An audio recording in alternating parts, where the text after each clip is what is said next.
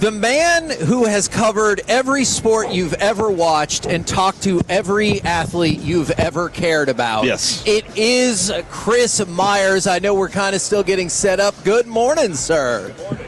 Is that... There you go. Good morning. Thank you for the introduction. Yeah, no need to run through all that. Let's just, Super Bowls, World. I've been. It just means you've been around a while and you survive in a crazy business that's ever changing. So you have to be adaptable. But it's been fun, from ESPN to Fox, from local TV, local radio, where I began in radio at age 16. I mean, I interviewed Muhammad Ali and Don Shula. I mean, I caught a lot of breaks in the business, so I'm always grateful for that. You know, we always ask this about athletes, but from a broadcaster standpoint, do you take the time to pause and reflect on the accomplishments, or are you just like, got to go forward? Yeah, no, you're right.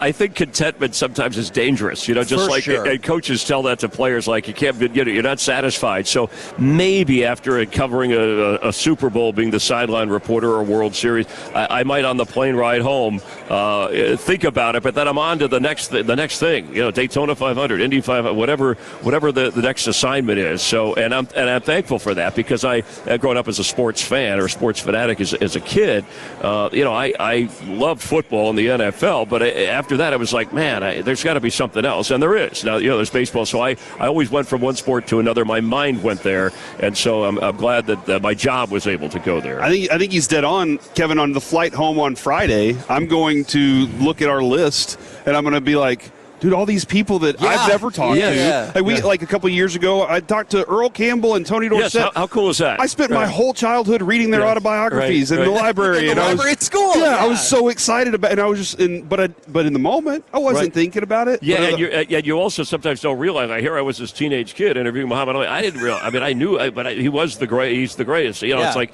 so at the moment, I wish I could go back and say, well, there's some things I wanted to ask it. He was teasing me too. He's like, I asked a question about his next opponent. He's like, you're not as dumb as you look, kid. It was one of those kind of things. I'm like, oh boy, I'm going to be the subject of his comedy. But it feels like a badge of honor. Right? Yeah, in a way. I took that later. His charisma overwhelmed the room, aside from being such a great fighter. But then, not just these legends you get to interview, but then there's the recent guys. Yes. When you talk to a Patrick Mahomes or a Josh Allen, and you're like, and you're right. Sometimes like especially in this situation where you guys are, you got to move things along, right? We can't sit and talk. When I did the up close interview thing for 4 years for ESPN out in LA. And that was at a time before podcasts and the lengthy show. It was great because you could sit and talk to a guy on the show for a half hour, but then talking afterwards, you hang with a Steve Young or a Charles Barkley or a Shaq or a Kobe or whatever, and you could talk about other things with them, and they're not on camera. You get to know them a little bit. Some of those guys you actually become, I'll say, more than acquaintances. They're kind of friends of yours. Yeah. You'll see them even if you're not working, and they remember you and they appreciate it. And that's a cool thing through the years, the bonds. One of the most interesting bonds I've made from doing the ESPYs in the early 90s at ESPN was a connection with Bill Murray and his family. And Really? And we have since, he wrote the foreword for my book. It's out. It's called That Deserves a Wow. We've become friends through the years. I've golfed with him. I've had dinner with his family. I played pickleball with him. So, all kinds of stuff. And that's a friendship that goes, he's such a diehard sports fan anyway. And obviously an entertainer who's got a lot of skills. So, you hope that, these all, when you do stop and think about it, it's very rewarding. That's. I got two stories to share here. One is your story.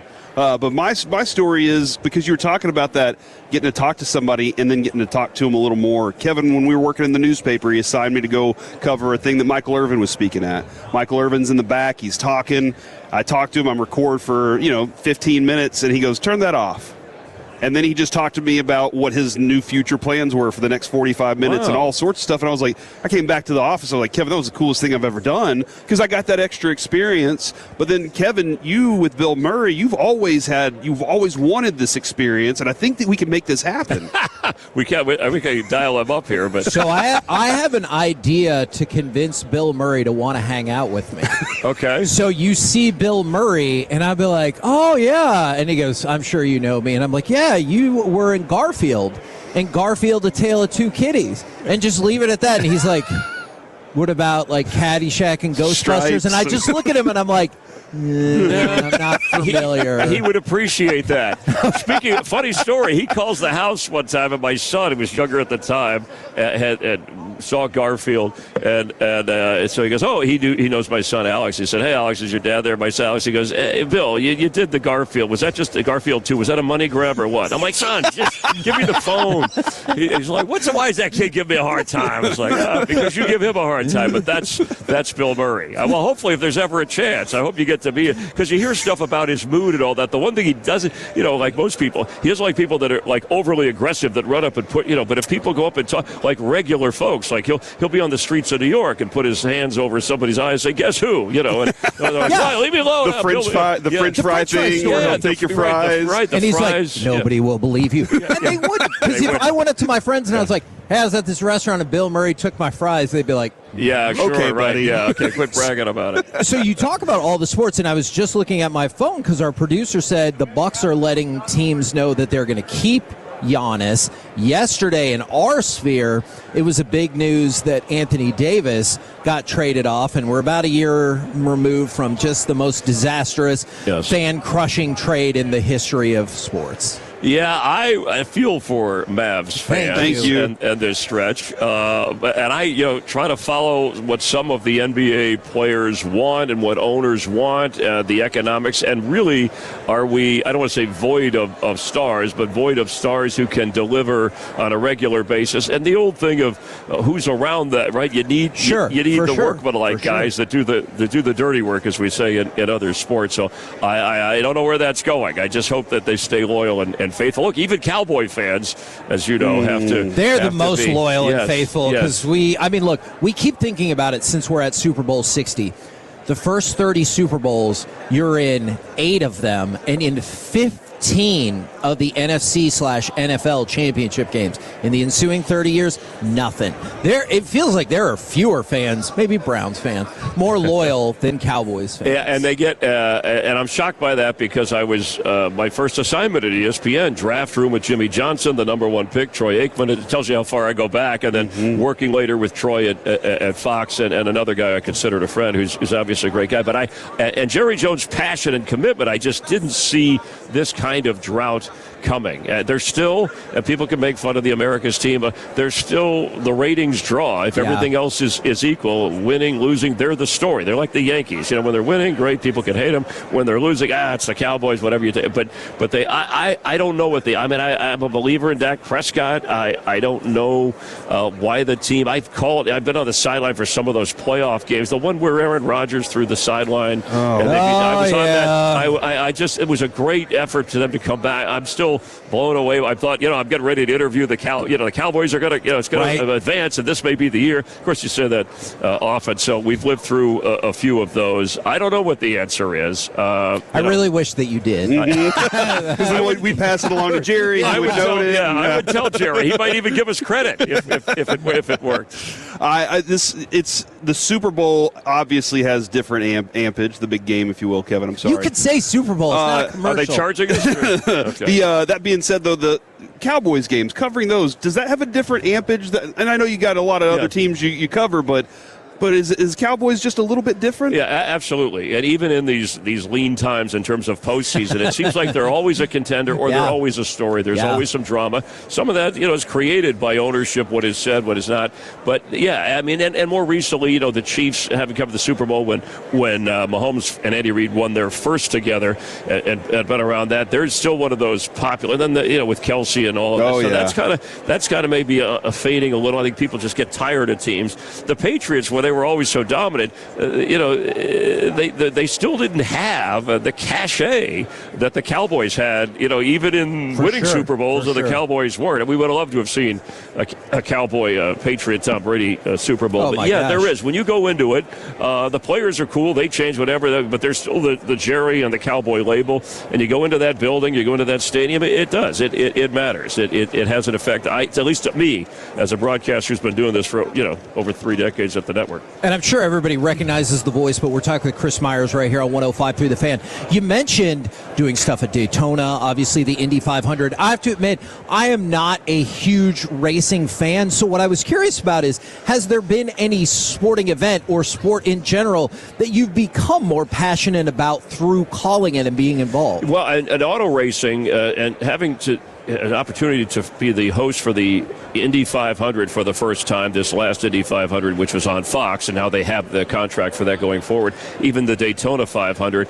I was a car guy, but I was into other sports, as the auto world calls it, stick and ball sports. But I think they're all together. But I have become more passionate about auto racing in general, even though the car world for all of us has changed over the years. I mean, hell, we have driverless cars now. I know, yeah. So they're everywhere. You used to have, be proud of your car and own it for a while and that brand, but it has affected a little bit of the racing and the different, F1, the different types of racing. So that has made me more of a fan. But my love for sports in general, after football just going year round, as we talked about at the beginning, I think it's the same thing. From a broadcast standpoint, you have an analyst, a former driver, or a former crew chief. Right. And as a fan, you just watch and you understand things. Obviously, in this side of it, I get to study and have more access to some of the things. But that has won me over, I would say. But I'm still an NFL guy at heart. My first passion. America runs on football. And that's why everybody says it's the Super Bowl of racing or the Super Bowl of dog shows or whatever, because it I like that's the second one you went to is the dog show. Yeah, because I just called the Westminster 150th. Yes! Awesome. Yes! Live from Madison Square Garden, and the Doberman Pinscher came through and won for the amazing for the fifth time.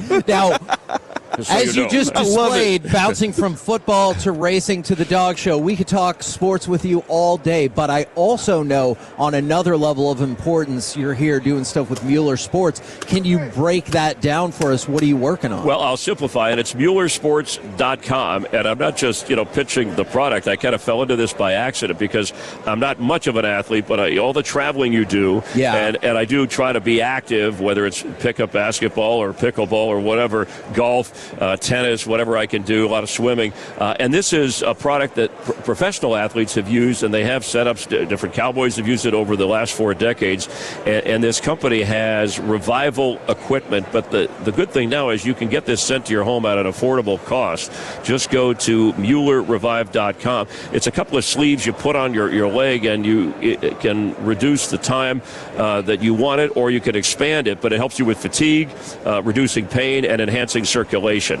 And my wife used it after playing and running a marathon pickleball, loved it. They have things for your knees, shoulders, and what they're doing this year, which I think is cool because they've helped athletes through the years, they're having the Revive Award for the top college football player that comes back from an injury, and they're going to give them $10,000 of NIL money and build a Mueller Revival room for their athletic facility, which they've done for some colleges. University of Miami has 2 of these rooms, and they've done okay. So I would definitely check out Mueller Sports. Whether you're an athlete or somebody at home who gets tired, I don't know if you play softball, if you whatever your game is, this can help you if you travel a lot. If you're just old and tired, intense dog walking, and dog walking, right? Yeah. If you're chasing your retriever around, I like it. Or if you're just old and tired. Yeah, it does help that too. Which sometimes I feel like that. I am. MuellerRevive.com, Yes. MuellerSports.com, Right. ReviveAward.com, all the spots Thank that you you for want to go.